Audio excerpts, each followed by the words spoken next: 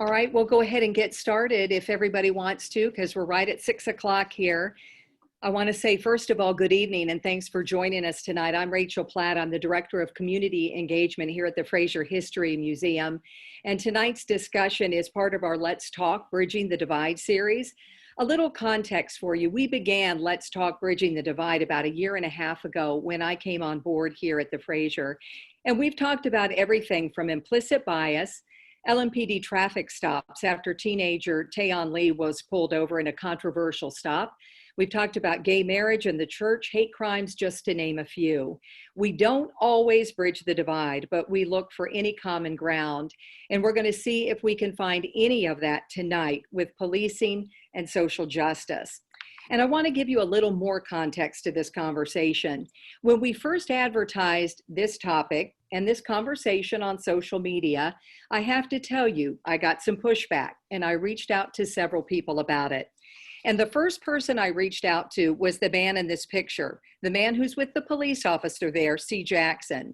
This picture was in the Courier Journal, and I personally thought it captured everything that I wanted to talk about with bridging the divide with police to help us promote tonight's discussion.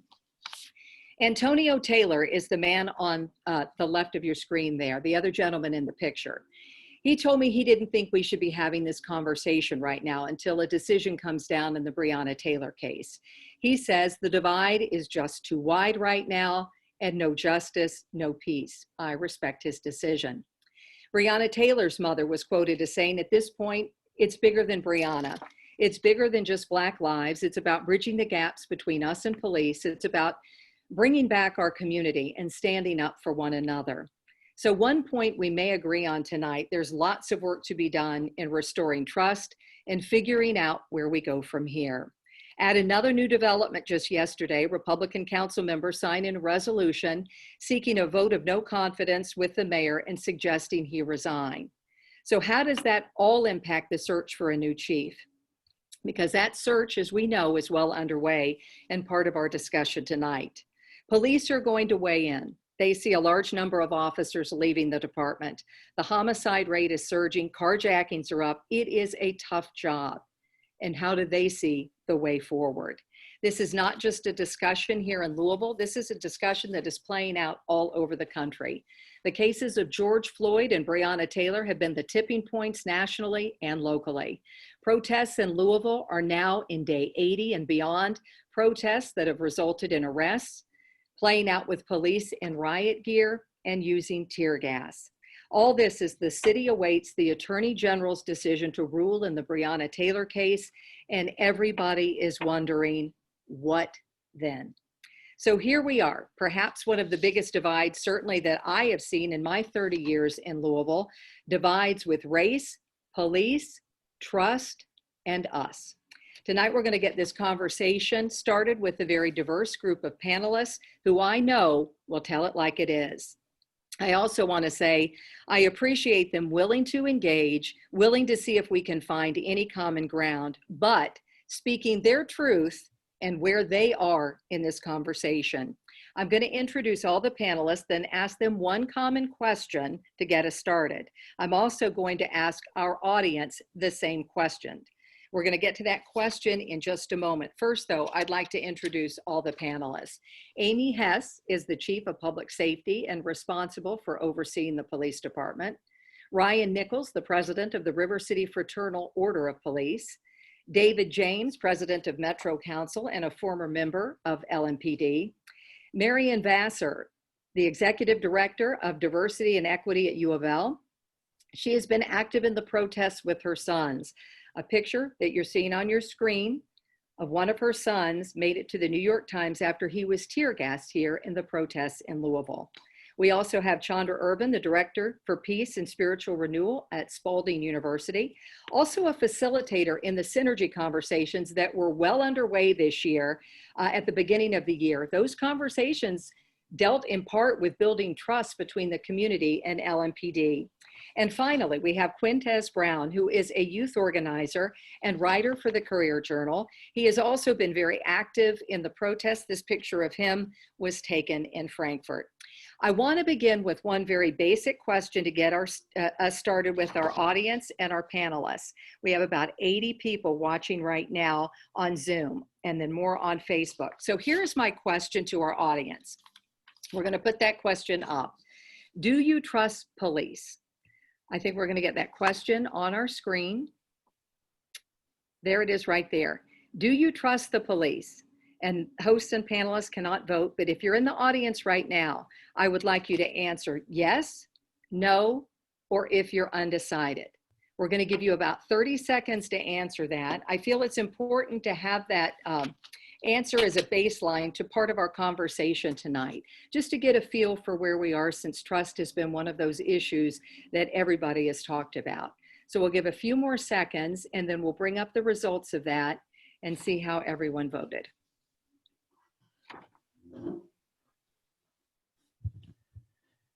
So my wonderful technical people, AJ and LaPrecious, when we get that, you just put the results up for me.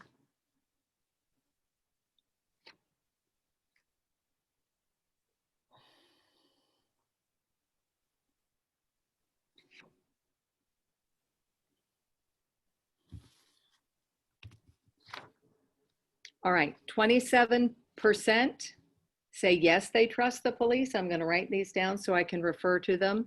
45% say no, they don't trust the police, and 28% are undecided. All right, so we'll take those results down, and then we're going to start with our questions for our panelists. So Amy Hess, I'm going to start with you first. First of all, we saw that 45% said no, 27% said yes. So I'm going to ask you the question, do you trust police, and do you understand why some people might not? Thank you for the question, and thank you for the invitation to be part of this panel and this important discussion tonight, Rachel. So first off, I spent 29 years in the FBI and in law enforcement. And I recognize through that experience in many different cities that no two people had the same experience with police, and many people had a very vastly different experience with law enforcement than I did, or other people that I know. And what that experience taught me was that law enforcement can't do its job without establishing trust. And so I think that's at the heart of the issue. The heart of the issue is to establish trust, but not just to establish trust, but to maintain that trust. And anything, it's so tenuous that anything that happens could potentially break that trust. And if it was even there to begin with. And so to answer the question of, can I see that other people may not trust the police? Absolutely. I've seen that over time in my career before I joined local metro government, and certainly in my experience in just the few months that I've had this opportunity to oversee the public safety components of metro government. I see it every day, and particularly in the last 90 days of the protest. It's clear that we've got to repair some of that trust that has broken down over time. And it's not just here, it's in many cities across the nation. And I'll leave it at that right now. All right, so Marian, I want to ask you the same question. Do you trust police? You can answer that overall. You can get more specific with LMPD if you prefer.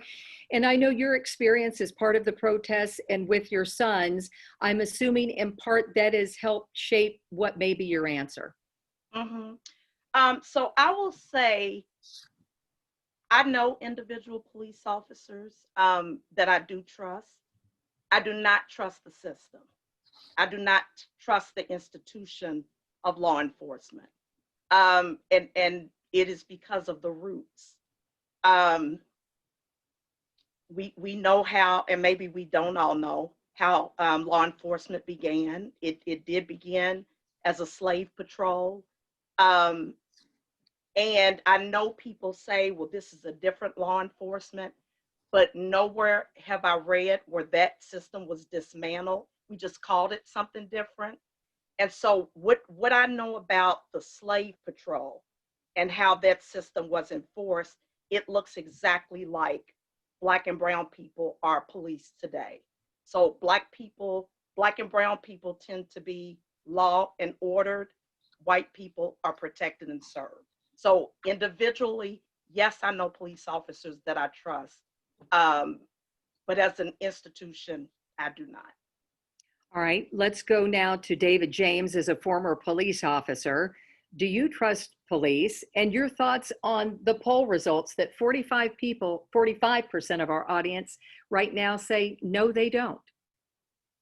First, I would say thanks for having us and doing this panel.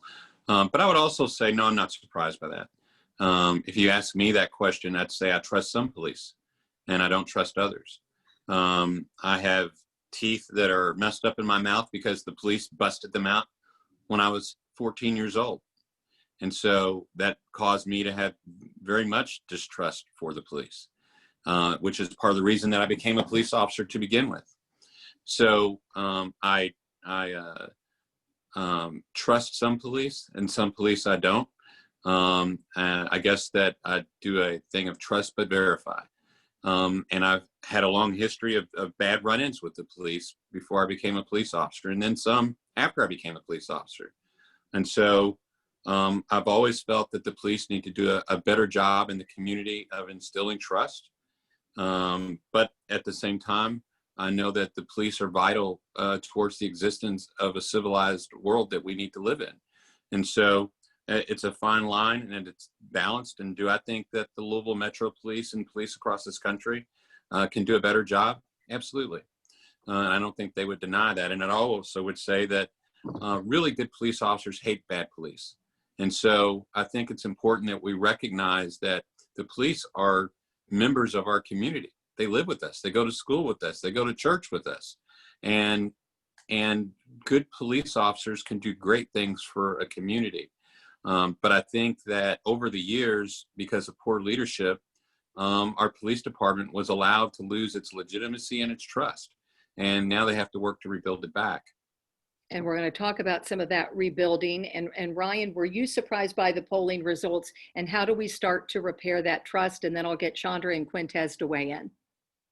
I was not surprised by that result, just observing what's going on in our community and throughout the country today. So no, those results don't surprise me.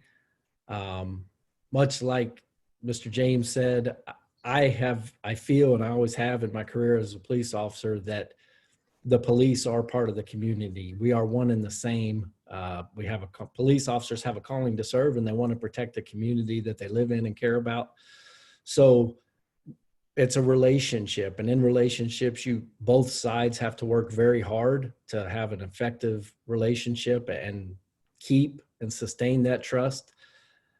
Leadership failures within the LMPD perhaps have led to some of the causes for the mistrust now. And yes, we definitely have to work to rebuild that.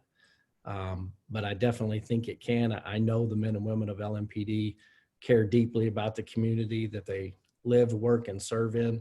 And I think this is a gap that we can definitely bridge. All right, Chandra, let's bring you into this because you were part of the facilitator for some of those synergy conversations that were going on earlier in the year. Did trust come up then even before the Breonna Taylor case? I just want to kind of establish that, is this a new issue, or was this an issue that you even found in your conversations before the Breonna Taylor case? Rachel, thank you again, as others have thanked you for bringing us together to have this important conversation. And I would say yes, absolutely. Before we even began, we had to determine what were the important issues that we needed to discuss. And as we came together, many members across our community, we identified two what we call poles that exist in police and resident relationships. And those poles, those polar opposite positions included, one was public trust and the other one was public safety. And what we know is that is a polarity, two opposing forces that really need to go together in order to achieve a greater purpose.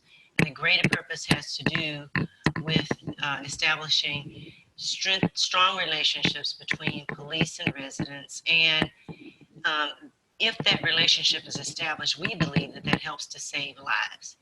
And so trust was one of those poles. The other one was public safety. We can overfocus on one of them. And if we overfocus on one and neglect the other, we're going to be in trouble. And so our focus in the Synergy Project was to figure out how do we pay attention to both of these? What kind of actions need to take place in our community by both police and the community members in order to strengthen that relationship and ultimately really to save lives. And we'll talk about that because in the protests, that balance has been one of those that there is polarity. So we'll be talking about that in just a moment. Quintez, let's ask you about that. Do you trust police in general and more specifically LMPD? So when I see that question, I think we should see police as a system and not talk about, our individual experiences with the police. I can talk about my individual experiences with the police, but when I say, do I trust the police, in which the answer is no, I'm speaking about the system of policing, the institution of policing, a system that has its roots since slavery, a system that has its roots in violence against Black people, and the conversation about trust as well, rebuilding and regaining the trust. Now, I've talked to my grandparents and, President James talked about his experience as a 14-year-old. It seems like the history of the Black community in policing doesn't seem like a very trustworthy history. It seems like a history of beating, a history of violence, and a very one-way history of that, history of occupation, of terrorism in our communities. So when we have this conversation about rebuilding trust, I really, miss out on that. And then about the individual aspect, it's like, okay, individual police, I don't think we should be having a conversation about that. This is about the system of policing. Do I trust that system? No, and I don't feel like I should have any reason to, considering the history of the system, the roots of the system, and the purpose of this so-called system. So, yeah. So I'm gonna leave it at that. No, but that's pretty much what Marian said as well. It's not about individual police officers. This is a system and where that is based in. So we'll talk about that coming up and what are we going to do with the system that we have in place? Quintez, you had something else you wanted to say? And the thing about, Councilman James, you mentioned how the police members are part of our community. Individually, yes. But as I said, talking about a system, what is that relationship, as Mr. Nichols talked about, between police as a system with our community? Are they still a part of our community as a system, or are they the, occupiers of the community? Are they the protectors of the community? What is their relationship as a system to the community, not as individuals to the community? Amy or Ryan, do you want to weigh in on that and respond to what Quintez is saying right there? Yeah, so and I appreciate that. And just hearing the perspective of the institution of policing versus the individual members that make up that institution. One of the things that I think is really important in how we think about policing and how I think police should be aware of the different perspectives and the responsibility of policing.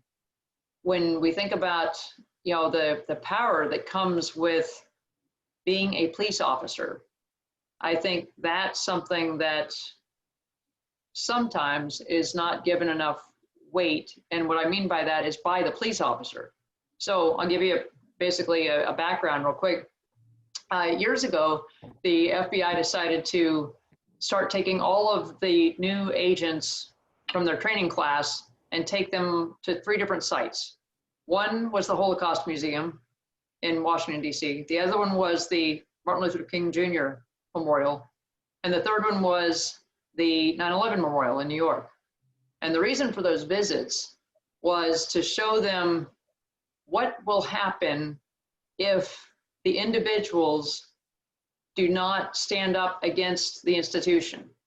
So in other words, if in Nazi Germany, if the individual police officers just did what they were told or did what they thought was expected of them as opposed to what was right, then this is what could happen, to sacrifice one's integrity and an intent for joining an organization that was originally for a good reason, for a good cause, and letting that get subverted by basically a culture that had embedded itself or ingrained itself in an institution.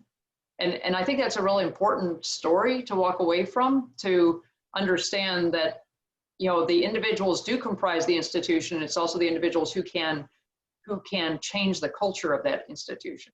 So Right, let me pick up, did somebody want to respond to that? And then I was going to pick up with another question. Anybody have a direct response to what Amy said there? One thing I was talking about with the culture and the institution, and David James, this brings up the conversation. You and I did a 30-minute video together, and it was all compromising or all encompassing. And one thing that we talked about that I keep coming back to over and over in conversations, and I want everybody to weigh in on, at least Amy and Ryan and you, David, because you've been with the police department. Can you get rid of bad apples? How tough is it to get rid of bad apples? Because we keep coming back on all these, well, that was a bad apple. Well, that was a bad apple. Well, then how do we get rid of them? And is there a system in place in this institution to get rid of bad apples? And do other officers feel empowered to call them out and get rid of them? So David, do you want to start with that? Sure. I think that there needs to be a better system in place to get rid of bad police officers. I would reflect back to the Scouts Sex Explorer scandal with LMPD. The only way I learned about that was because good police officers called me and told me about it. They said, you need to know about what's going on. And many officers did that. But I think there is also a system in place that protects those officers. Because if you really look at that situation, it was the police chief that protected bad police officers. And when you look at other times that police officers on LMPD have stood up and said something was wrong, whether you talk about Jimmy Harper, who talked about abuse of overtime, he was demoted by the police chief, and the mayor never did anything to the police chief for demoting an officer for speaking up to do something wrong, that did something wrong.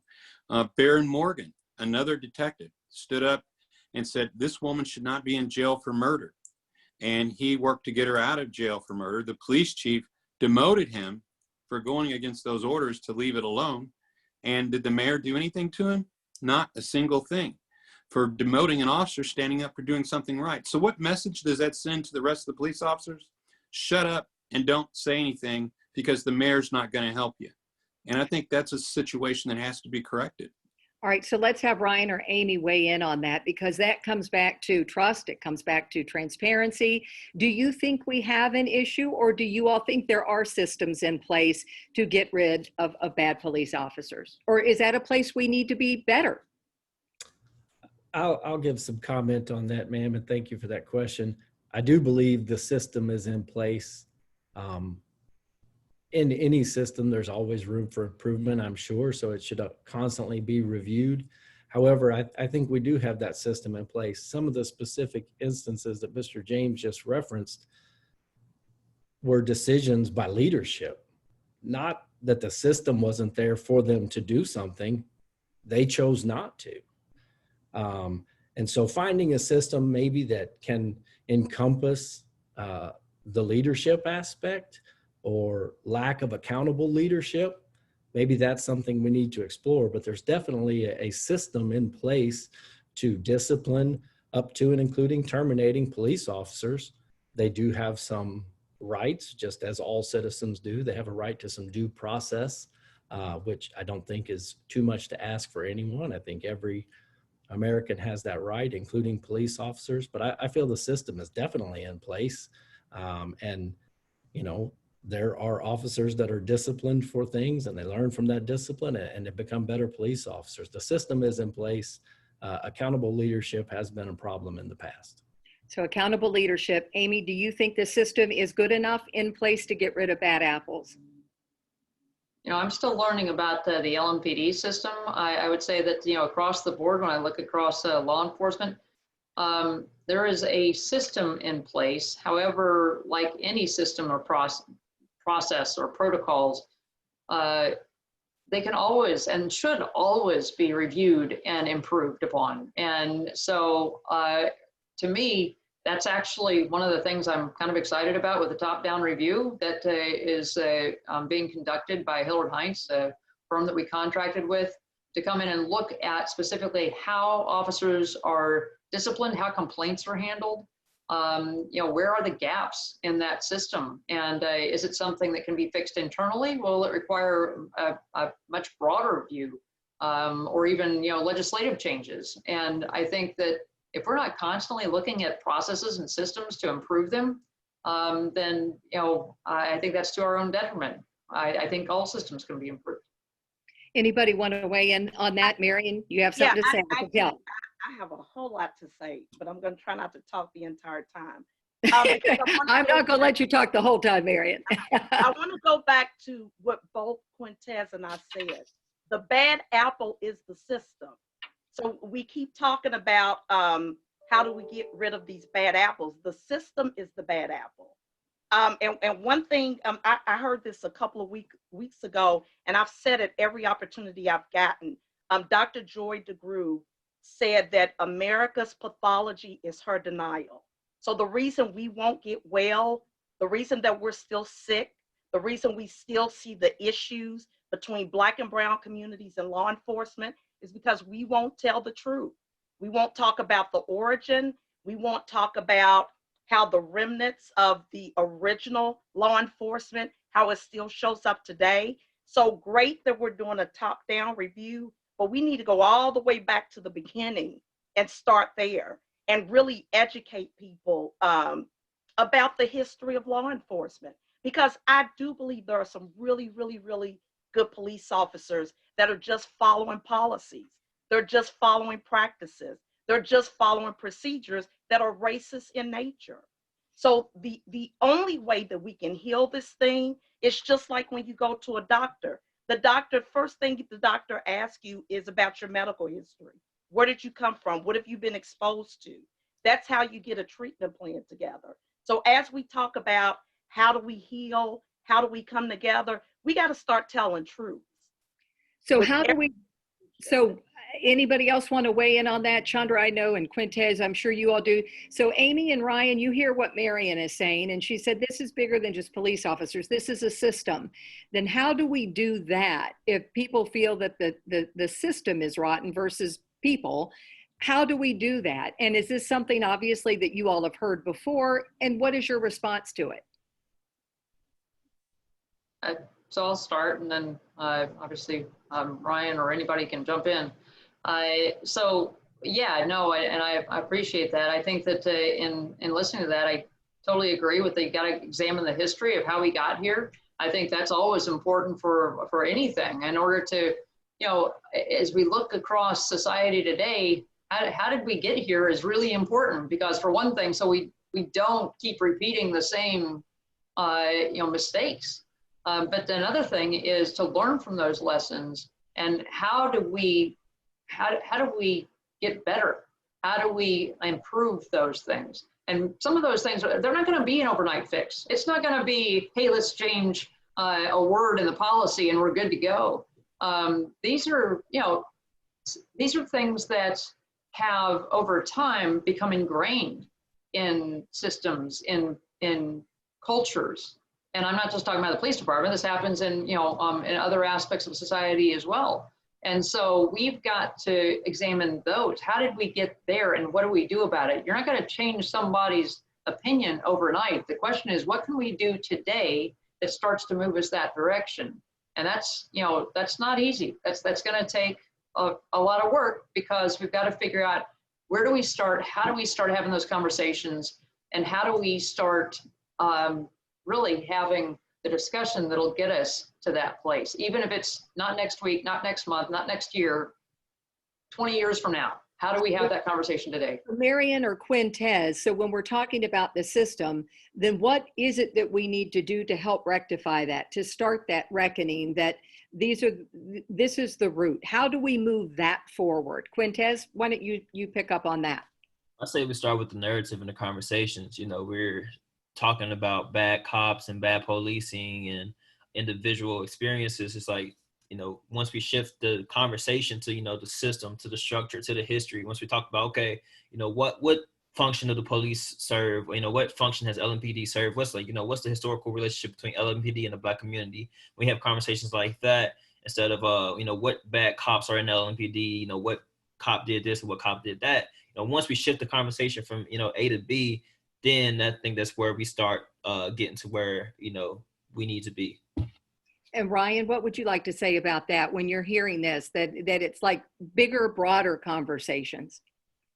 I agree. It does need to be large scale, broad conversations that cover all these topics. I hear the talk about the system and not the people. People make up a system, and I think people can change that system. Having these open dialogue and open conversations to discuss what the issues are and being able to identify different perspectives of how the same system is even viewed. I think it's easier to act our way into a new way of thinking instead of thinking our way into a new way of acting. So the people that are in the system need to help change that system through these dialogues. Education needs to occur on both sides of that conversation. So like I said, everyone can understand the multiple perspectives that are all looking at that same system. So that brings me to this, because we're talking about system, but yet we've got a search for a new chief underway. So that's a person, that's not necessarily the system. So I guess that's the big question as we move forward in a search for a new chief. 10,000 people have weighed in, from what I understand, to talk about different things that they're looking for. So Marian, let me ask you, and Chandra, as we move forward looking for a chief, what characteristics are we looking for? And I know it's getting back to the person again, but the fact of the matter is we're in the search for a new chief. So let's talk about, does it need to be a person of color? Does it need to be a female? Does it need to be an insider? Does it need to be an outsider? What are we looking for as we're looking for a chief that's important to you? Chandra, I'll let you answer that one first. Well, what I look for in a chief is someone who has great integrity, first of all. Somebody who understands the ins and outs of the job itself. Someone who understands that there are dynamics that often we might overlook. So tonight we've been talking about both individual responsibility and systemic, the responsibility to change the systems. And in reality, I don't see that as an either or. I see it as both. And they both need to be taking place at the same time. Because we can focus on either one of those and leave the other one behind. We can focus on individuals and forget about the systems. We'll be in trouble eventually. Just like if we decide we're going to focus on change and we're not going to focus on any stability, creating any stability, we're going to be in trouble. So I think a chief that understands the dynamic, the interplay between the tensions that go on in this work, because it's really hard. It's not, I'm not a chief, but just in my observations, there's a lot to be considered in a leadership role. I think that this person absolutely has to be able to connect with the community. And I'm not talking about on a surface level, and I'm not talking about for their own personal benefit. I'm talking about at a soul level, at a much deeper level, to understand what is needed. What are the people, what are they crying out for and demanding? And they have to be able to relate to the officers as well who are working. They have to model what we need in our community. And I think they have to be unafraid of doing new and different things. unafraid of looking at the past and its impact on where we are right now, unafraid of going into the future, paying attention to what absolutely is needed. And if it means doing something that no one else has done before, then being brave enough, having the courage to do it. And I think, just I'll close with this saying also, although I could talk a lot more about this, is I think the chief needs to have both step and walk into a place of humility and confidence. I think that humility is important. Confidence is likewise important. And primarily, though, working with both the community within and without. I was looking at some of the comments from people who are watching, and one of the comments in particular was just the mistrust with the Black community. We need to work on building the trust between police and the Black community. We have built generational distrust between the communities, and that distrust is warranted. So let's talk about that, because I think that speaks to the system. And what do we do? Marian, what would be the first thing you would recommend or suggest? Certainly not an answer, certainly not the fix, but a step that would take us in the right direction. If you could say one thing to address this and what we should do in this community would be what? So actually, do you mind if I answer the question that you just asked? Yes. Okay, because I do have an answer here. I do think we always need more leaders of color. So let me say that. But for me, I wouldn't say that we definitely need a new chief of color because, and I'll make some people upset with this, and it's okay. I think of Candace Owens and Ben Carson are both people of color that I wouldn't think effectively represent the community that I live in. So let me say that. So I'm more concerned about a chief who has a commitment, a demonstrated commitment to an anti-racist agenda, a chief that is committed to accountability, and a chief that understands the concept of defunding and divesting the police, law enforcement, because really that movement is about freeing police officers up to do the work that they truly should be focused on, not mental health, not getting cats out of the trees and a whole bunch of other stuff that we call law enforcement for. So I did want to answer that. So my mind is not that we need a Black person and a woman. We need somebody that is committed to an anti-racist agenda. So when you all hear defunding the police, let's talk about that, what that would mean exactly. So Amy and Ryan, when you all hear that with what Marian said, respond to that and what she talked about as what she would look for in a chief, if you both could weigh in on that. And then David, I want you to as well.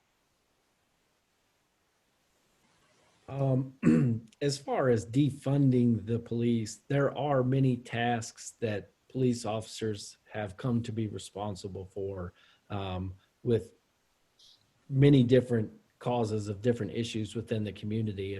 If someone doesn't know who to call to handle an issue or a problem, it is quite often left to the police. So yes, police officers are constantly being asked to deal with issues that they are probably not the best trained people to deal with that specific issue. So as far as providing funding in other areas of the community and local government to adequately address those issues, that should happen. I don't feel that money should be taken from necessarily the police budget, because I feel we're understaffed and undermanned here as a police department anyway, and we can see some of what that causes when we have the problems that we have in our community now. So to take money away from an already stressed system or structure could be catastrophic, but funding needs to be provided to various resources to address those specific issues. And whoever becomes our next police chief, as long as they are the best qualified person for the job, color, gender, doesn't matter. We want the best qualified person to be the next police chief of the LMPD and lead us as a department and a community, across this gap, so we come out on the other side together. So Amy, I'm going to have you weigh in because a couple of people in this conversation, just from some of the comments I'm getting from the audience, this conversation is missing the point from the Black community. The bad apple theory misses that the system has never fairly served the Black community. So we're coming back to this point over and over with members of our community, I guess.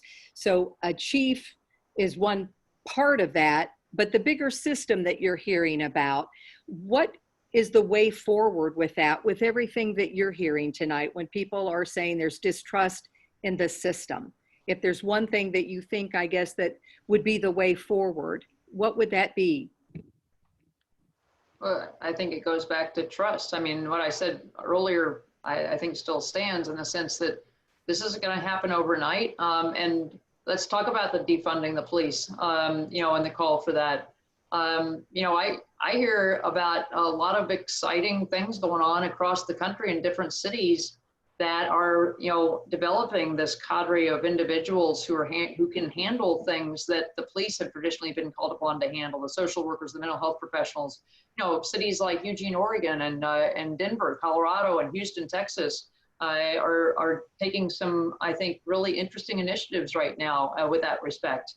And now, granted, you know, I think it's not as easy as being able to flip a switch overnight, but building to that and taking the gas pedal off the law enforcement response and pushing the gas pedal on the social response and the social responsibility that comes with it, I think is really important. It's a matter of how we gauge those things. And if we're going to take money out of one budget and put it in another budget, you know, what does that look like? And where should we be investing? And kind of to Ryan's point is that, does it mean you have less police officers, or does it mean you have better paid police officers? Does it mean that you basically invest in the priorities, such as, like, for example, homicides, violent crime, you know, putting our money where we think law enforcement is and can be most effective, as opposed to these other things that have really diluted and detracted and unfortunately led to some, I think, bad places as a result of having folks who are not really trained or equipped to handle those types of encounters. David James, weigh in on this. I would agree. I think that, you know, reimagining what police work looks like is an important thing. I think that, you know, do we follow certain models? You know, like in Denver, they have a STAR model where they have an EMS tech and a mental health specialist that respond to police calls based upon what that particular call is. I think those are important ways to look at reimagining the police department. I think that when we look at the police budget, for example, I know a lot of people say to me, well, you know, New York, they cut X million dollars out of their police budget. Why didn't you all do that? When I say, well, when you really look at what New York did, what did they do? They got rid of their school crossing guards. They got rid of the school resource officers, and they cut 2 police classes. And that's what they did to cut that budget. What did Louisville do last year? They got rid of the school resource officers. They got rid of the school traffic guards, and they cut 2 recruit classes. I guess we did defund the police. Let me ask you this, with everything that we're saying, is Louisville, I've heard all these different cities brought up. Is Louisville ready? Is this city ready for it? Are we equipped for it to reimagine what the police department can look like? Are we in a position to do that? Because we are so divided as a city right now with protesters, with police. Are we even at the place where we can reimagine? Anyone want to answer that? Because it seems like we've got a really deep divide right now. I would say we're at the perfect time to reimagine it. I think I look at this as an opportunity to create change. I think this is an opportunity to enhance police services for all of our citizens, enhance social services for all of our citizens, and figure out in the budget how exactly do we do that. And I think it's important that we as a city decide what is really important to us and what services do we really want as citizens. And if we say that we want X number of services, then are we prepared to pay for X number of services, or do we want to live within our means? And so I think that all of those things should be discussed and thrown out on the table and see where we end up. Marian, what were you going to say about Oh, reimagining? Are we I there? was Can we do it? say exactly what David said. Now, are we ready to flip the switch completely? I don't think so, but definitely having the conversations and bringing people to the table. And one of the things that you were asking earlier before I jumped to a completely different question, what can police officers do like right now? I would love to see them stop treating protesters like animals. And I just want to be very honest about that. I've been out there quite a bit, and I have seen instances where people are peacefully protesting, and I don't even know that you can call it peaceful, because anytime you disturb people's privilege, they wouldn't call that peaceful. But they are out there for a purpose, and we are often met as though we are a problem. So, like, wouldn't it be beautiful if officers actually came into the circle, had conversations with people, instead of the first reaction is they are coming out, you see sticks, you see guns, you see military attire. So like there's an audience right outside the police station, an audience of people that they can start to build those relationships with right now. All right, Right. Ryan and Amy, I'll have you weigh in because I know First Amendment, public safety. So let's address this, how this dynamic that's going on in Quintez. I know you've been out at the protest. Why don't you tell us what you've seen? And then I'd like Amy and Ryan to weigh in on that from their perspectives. And let's remember, they're part of the community. So as we're answering, let's remember that disclaimer that we entered into the conversation. When you're talking about part of the community, the police officers, Marian, is that what you're saying? Okay, Quintez, your experience. Yeah, so sorry about the lighting. It's really, disheartening for me, and it's been something I've been, trying to deal with. It's just like a lot of people in Louisville kind of feel like they went through war these past couple months. Now, a lot of people don't know what war is. For anyone who has, family members in war and whatnot, I don't want to, compare that because totally two different experiences. But the feeling, of being, chemically attacked, the feeling of watching your every moments and seconds when you're, just out there peacefully, out there carrying signs and chanting, it's, I feel like very traumatizing for a lot of people. And for myself, even, it's just like, wow, like this is, I know it was necessary for me, but for a lot of people, for them in their first experience with, police maybe directly, a lot of people go up their whole lives without directly, being in contact with the police. They have one 911 call or see them on the streets. But, this, you're seeing a lot of people go out to the streets, and this is like their first, experience with the police, militarized, emotionless, just straight there to deliver a command, and tear gas, hurting people. So I think, when we talk about trust and building that bridge, as you said, that is an important first step. What can police officers do right now? Not declare war against its own citizens. All right, so Ryan and Amy, let's have you weigh in on that because I know the answer is not a simple one when you're talking about public safety. And some people might say not all of the protesters are from this town either. So let's talk about that. And Amy and Ryan, pick up on that dynamic that Quintez and Marian talked about right there. Okay. Yeah, so I think it goes back to the initial part of this panel discussion, which is where we're talking about building relationships. And I do want to, talk about that just a little bit. And I'd love to hear Chandra's thoughts here as well, because that engagement piece is so important. And currently the police department has been reaching out to different protest leaders, to different activists. And beyond that, it's sort of, an extension of that synergy project of where we're really trying to listen, and people need to listen. So the police need to listen. The folks who are sitting at the table with them need to listen, I think really it comes down to being able to see and hear each other's perspectives, and we often don't take enough time to do that. But those efforts are ongoing and they need to continue. And I would love to hear actually Chandra's thoughts on that. Sure. Rachel, is that okay? I know Oh, you're of course, moderating. absolutely. No, absolutely. I'm loving this weigh in, jump in, because Yeah. to me, this is where you make progress when we're making connections and we're going, this isn't bad apples. This is a system. How do we address this system? How do we bring protesters and police into this and reimagine what could be different? So please, absolutely. Yeah. So I appreciate that question, Amy. And I also want to underscore that, because I do think that we have an opportunity now, as David has said. I think we do have an opportunity. Miriam has indicated the same thing, and so has Quintez. But we have some work to do. And I think part of what happens, if we look at this really more deeply than just what happens on the surface, is that often we're focusing on what do we need to do. That is very important. We do need to identify what is it that we need to do, what are we committed to do. But the other part of this that I think gets left behind, and or it may be added, but it's kind of, it's just kind of like a hurry up and answer that question so we can move on to what we're going to do.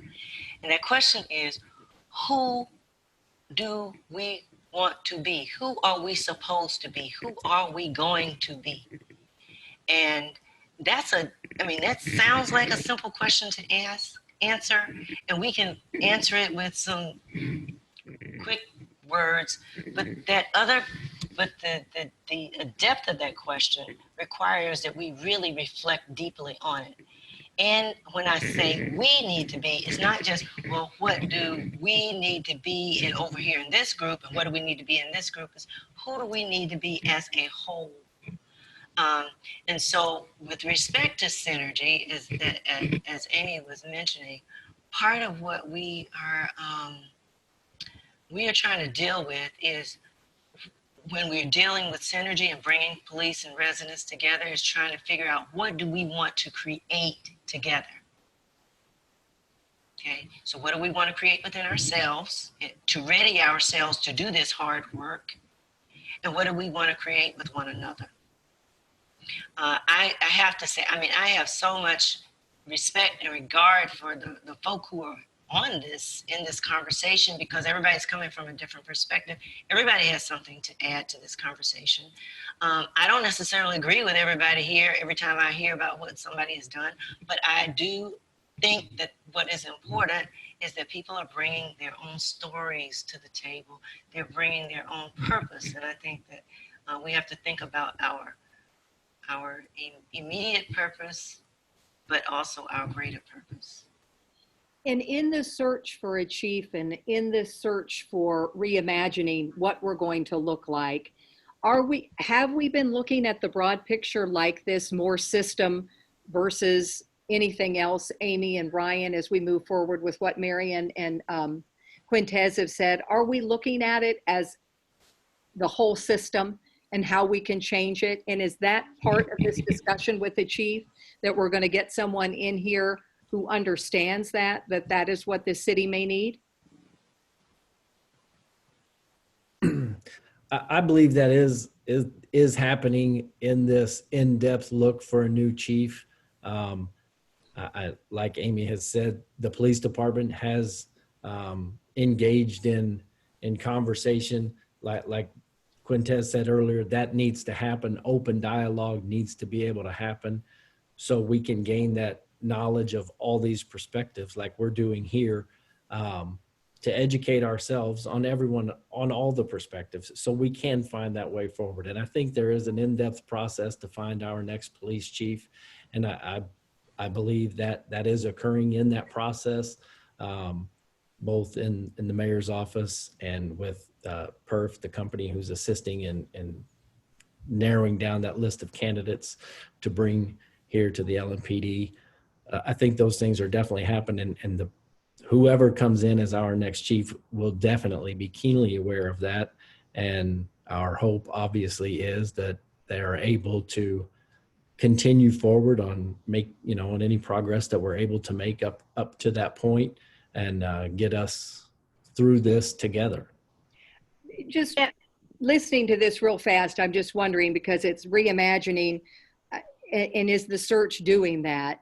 I mean, it seems we are at such a critical juncture that if we don't address this now as the system, I mean, what is the way forward for this city? Would we all be in agreement with that? Yeah, we have to do that. So, and Rachel, can I just add, I want to challenge whoever is on this committee to really define what we mean by the most qualified, because we often say that we just want the most qualified person for the job, but the most qualified person can come in and perpetuate the system. So how are we defining qualified? I think of even the devil knows the Bible. So technically the devil is qualified to preach the word, right? It needs to be somebody with an anti-racist agenda, somebody who knows the history of law enforcement, knows how to look at policies and practices and change those, be able to identify racist practices and be committed to doing something about it. And I'm very passionate about that, because you can get somebody with an incredibly impressive resume that, again, is socialized by the exact same system. And all you're going to do is get a qualified police chief that widens the gap. So how are we defining qualified? I can tell Quentin is agreeing with that. Quentin, weigh in, and then I'm going to ask Amy that, and then we're going to get close to wrapping up here with some final thoughts. So Quintez, weigh in, please. Yeah, so definitely, you know, we've been talking about systems a lot during this conversation. And I do want, you know, Mr. Nichols, you said something earlier, you know, there's people who make up systems, right? Everyone in this conversation, we are part of the policing system. You know, all the words we say, the people we support, being on committees, that's all, you know, going towards this system of policing. So, you know, what do we do as individuals to uplift, perpetuate that system, or help dismantle it and create a new system? And that plays a big part of the narrative story. You know, how do we define qualified? You know, how do we define policing? You know, asking those questions, you know, help us get to the systemic issues of policing. So that's my. I've had a couple of comments from people that are saying, do police officers really live in the community? Do they really reflect the community? There's not as much diversity as there needs to be with police. So that's one thing. And then people are asking, are people on this call, in this Zoom call, are they part of the search, and should they be? And what are we looking for as far as, Amy, when you're talking about the different input? I know we had like 10,000 people respond to a search. I guess what I have found in the past, when I had interviewed a gentleman who was on the force, it was an African-American man, and he left. And I said, in your experience when you were on the force, did the chief or did anybody in upper management ever come to you as a minority on the force? How do you feel? What have you seen? What would you recommend? And I will tell you, the answer was jaw-dropping to me. He said, no, it never happened. And I have to tell you, in this conversation, that is the alert that's going off in my head, because in all of his time on the police force, if he was never asked, it does bring up the question, then are we looking at this differently in moving forward to bridge this huge divide that we have now? So Amy, I'll let you respond to that. I know you're new to this position, but that really concerned me that somebody who was a minority on the force was never really asked what their thoughts were and what input they would give. I appreciate the question. So yeah, even though I've only had oversight of the police among the public safety components for a few months, I was on from the beginning of this search for a new chief. And one of the things that we did with the Police Executive Research Forum, PERF, that Brian mentioned, was immediately to prioritize how important it was to get community input. So in addition to having a public survey that went out for over a month, where we got over 10,000 responses to that, we simultaneously, they sent out a survey internal to the department as well. Now, we got about 185 responses from the department. I would have loved to have gotten more.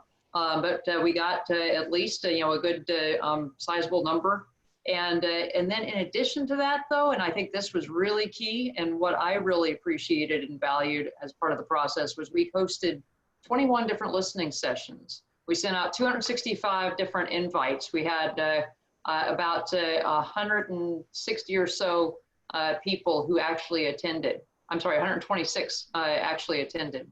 And so part of those listening sessions, those focus groups, were specifically geared towards certain groups. We had a group for elected officials. So President James attended one of those. We had a group for activists. We had a group for the Black Police Officers for Change. We had a listening session for the FOP. We had a listening session for faith leaders and the international community and the youth leaders. And so that was a wonderful experience for us to hear from those individuals and to hear what they had to say. And as a result, we took all that information, collected all of that information from those 21 different listening sessions and those 10,000 surveys plus the 185, and put it into common themes, what we heard, the things you've kind of heard here tonight. Somebody who's accountable, who's humble, but yet confident, who's collaborative, who's community oriented and can connect to the community. And I sent a link to Fraser here just a few minutes ago to that position profile, to the chief job itself, and it's embedded in that position profile, all this information, all this great information that we collected and what we heard from the community. And so I would highly encourage people to take a look at that. That's what we heard is wanted in the next chief. And I was pretty excited about getting all that input. I will say that as a result of doing that, though, it delayed, or I don't want to say delayed, but it prolonged the process of getting a chief. We'd love to have a new chief as soon as possible, but I thought it was important, and we felt it was important to get that community input. What I'd like to do is I'd like each of you to take about 30 seconds and tell me the way forward and what the biggest priority for you is in bridging this divide that we find ourselves in and how we move forward. So let's start with you, Quintez. As the youngest member on this panel, you've been out on the streets, you've been writing about all of this. Your thoughts on the most important, the biggest priority for you in moving forward in this community with the police department? First, I want to say arrest the cops who killed Breonna Taylor. Second, I just want to say that I'm accountable to my community. I'm a student at the University of Louisville, but other than that, really, I have no positions or power or money that I have to protect. Only people I have to protect is the people in my community. So then, and that goes along with everyone else in the front lines. We are out here. I am on this call. We're doing this. This is free labor. We're doing this because we really care about our community. We really care about empathy. We really care about going forward safely. We really want to bring an end to crime and all the ills that plague our society.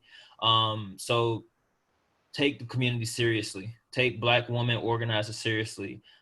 Take the people out there in the front lines every day seriously. Don't treat them like animals. Treat them like human beings who deserve compassion, who deserve empathy.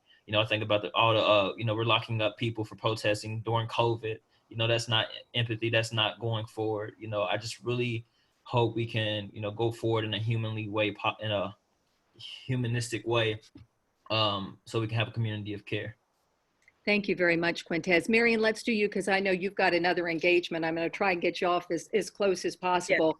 Yes. And thank you. And I'm also offended that you think that I'm not the youngest person on this panel.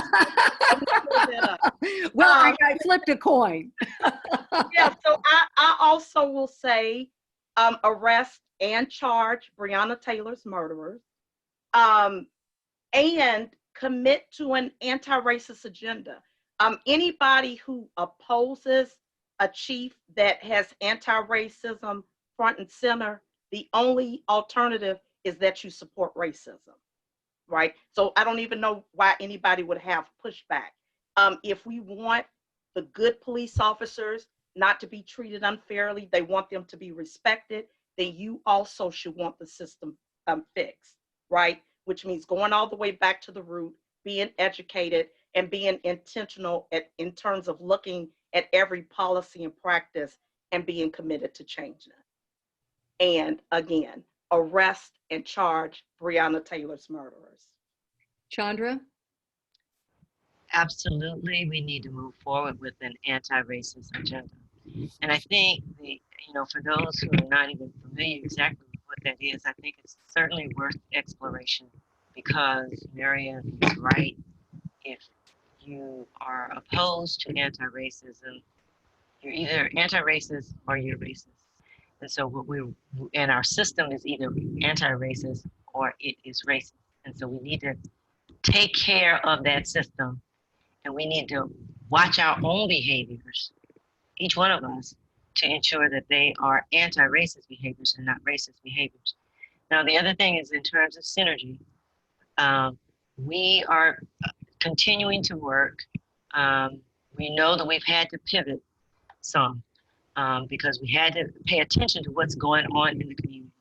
But we think it's important that we still work to try to strengthen our relationships between the police and the community. Because as you said, you got to start it with this conversation, Rachel. You said, do you trust the police? And everybody said, I trust some I don't. Okay. And I think with those that we do trust, we need to figure out together, how do we move this forward, both structurally and in our communities. So how are we doing that? And we are going to be having sessions that are designed specifically to help us enter into those conversations in a way where we start to figure out, how do we understand a perspective that we have not seen before? How are we able to really step into that place? Most of us don't want to step into somebody else's shoes. They feel kind of yucky. They feel worn into, and et cetera. They're not comfortable for us. That's part of what we're going to have to do, I think, in order for us to really come together.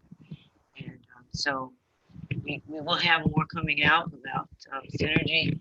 We're going to be having some sessions very soon, independently, with people in the community and then with police. And then we'll eventually be coming back together. All right, Chandra, thank you. Ryan, and then we'll get David James and then Amy Hess. I would say we definitely need to establish and build on newfound trust.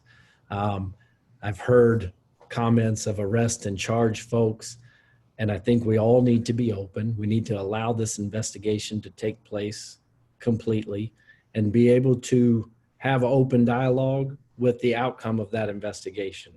I have faith in the Attorney General's office of doing a thorough and complete investigation and being able to back up their findings with facts. And when those facts are known, we can have an open and honest discussion about what they are and what that way forward is. If there are charges for whoever is responsible, then they should be put in place. But we need to know the facts of the investigation, and we can't go on preconceived notions that we have from our perspective until we know those facts. All right, David James. First, I want to say thank you for putting this on, and I've enjoyed this conversation. I think that for me, one of the most important things to do right now, as you know, Councilwoman Paula McCraney is the co-chair of the work group to create a civilian review board and a Office of Inspector General for civilian oversight of the police department. And I think that it's very important that we put forth tremendous amount of energy in getting that done. And Councilwoman McCraney's really worked hard on that. I hope that we have that in place very soon. I think it's also important that as we search for a new police chief, that new police chief does have an anti-racism, anti-bias agenda, and that police chief has good character and truth and integrity, and is able to lead people. And most importantly, has some policing experience and didn't read about it in a book to learn it. I think that it's important that our community and the police are able to create and reimagine the police department and how they want to be policed and how they want to be protected. I think it's very important that there used to be words on Louisville Metro police cars, and it used to say protect and serve. And I think it's important that the police are viewed as guardians and protecting and serving our citizens. And I think it's very, very important that the police chief embraces the entire community, not just part of the community, and that the police chief recognizes the issues that have developed throughout history that has caused racist policies to be in place, and policies that were against a certain group of people, and things have to be corrected to fix that. And lastly, I think it's important that the mayor of the city of Louisville feel that it's very important that his police officers not go 2 years without a pay raise. If we want professional police doing professional services, they have to be paid like professionals. And we can expect more from them because they've received that professional pay. It's unacceptable for a Shively police officer with 4 years on to make more than an LNPD officer with 20 years on, and then us to expect that we're going to have a certain level of service and we're not paying for that certain level of service. Thank you. All right, Amy, I'll give you the final word here, and then we'll wrap this up.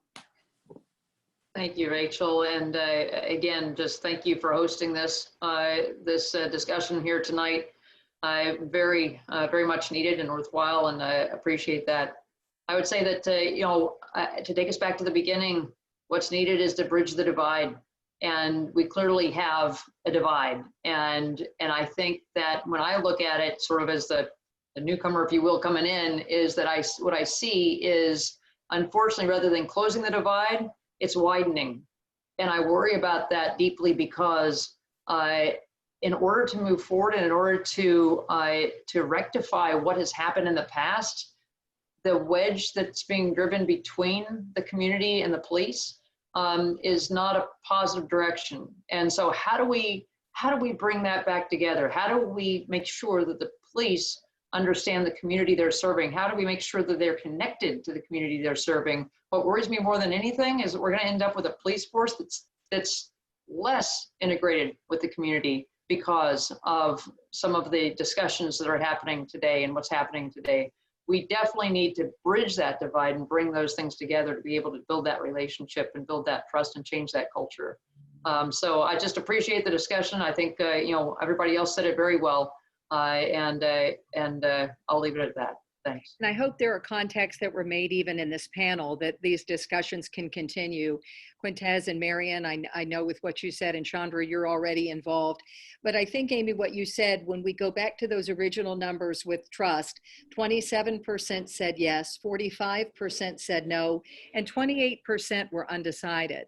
So between the no's and the undecided, you have a huge divide in this community. I loved the words of reimagine. I hope this community is brave enough to reimagine what can be and get us out of where we are. I know there were no definitive answers with anything tonight. I didn't expect there to be, but if nothing else, the challenges have been laid out, the trust that needs to be restored, and a feeling of equity from all citizens, and we are far from that with everyone feeling equity. The weeks and months ahead will be crucial for our city. We all have a role to play in shaping its future and finding the way forward. So I thank you all so much for joining me tonight. I really do, with all the perspectives. Just quickly want to let people know who are watching that our next conversation with Bridging the Divide, another topic, what is a vote worth on September 8th as we move toward the general election. With the recent decision between the Secretary of State and the governor, lingering concerns over voter suppression, that's going to be another conversation that we want to have on September 8th.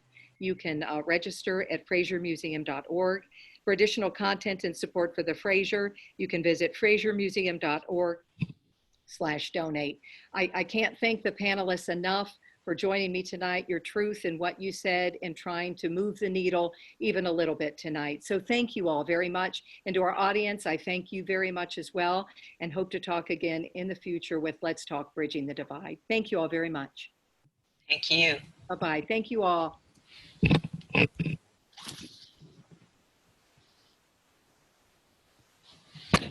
Thanks, Quintez. Thanks, Chandra. Thank you.